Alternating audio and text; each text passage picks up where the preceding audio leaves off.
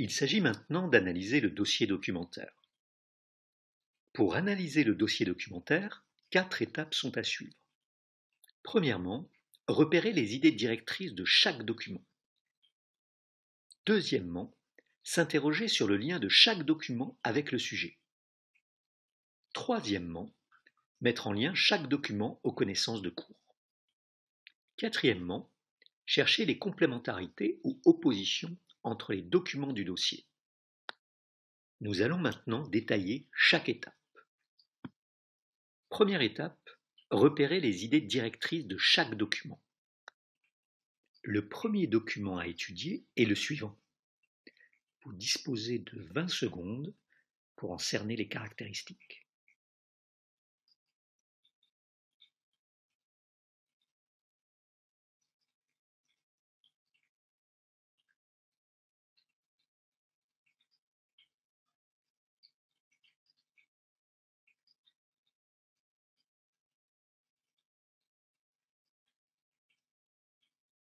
Dans un premier temps, pour cerner l'idée directrice du document, je me pose la question suivante.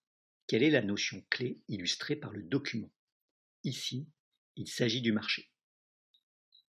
Dans un deuxième temps, pour cerner l'idée directrice du document, je me demande pourquoi il a été choisi. Ici, pour illustrer les lois de l'offre et de la demande.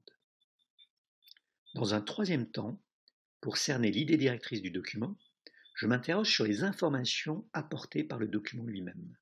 Ici, les variations de l'offre et de la demande sont corrélées.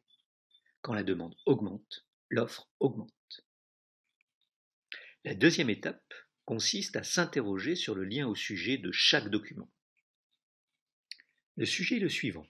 À l'aide de vos connaissances et du dossier documentaire, vous montrerez que l'évolution du prix du pétrole traduit un fonctionnement relativement concurrentiel de ce marché.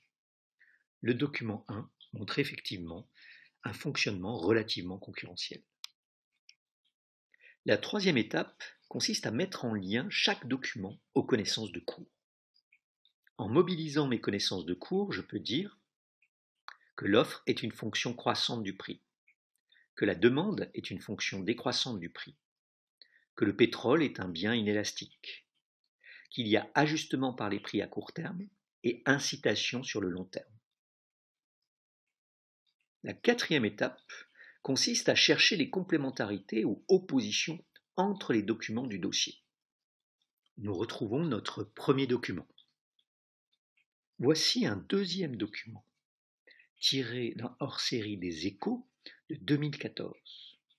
Vous avez 20 secondes pour l'étudier.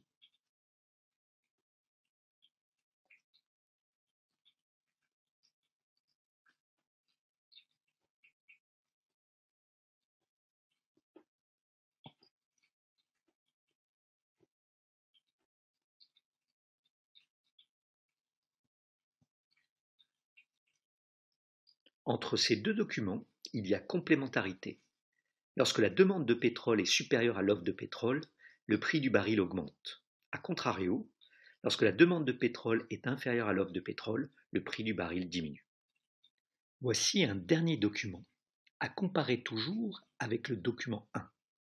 Il rend compte de la production de pétrole dans les différentes régions du monde. Tout d'abord, il y a opposition. Des ententes peuvent exister entre pays exportateurs de pétrole.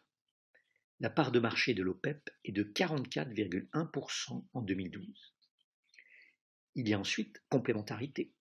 La diversité de l'offre en limite l'efficacité, soit les 55,9% restants.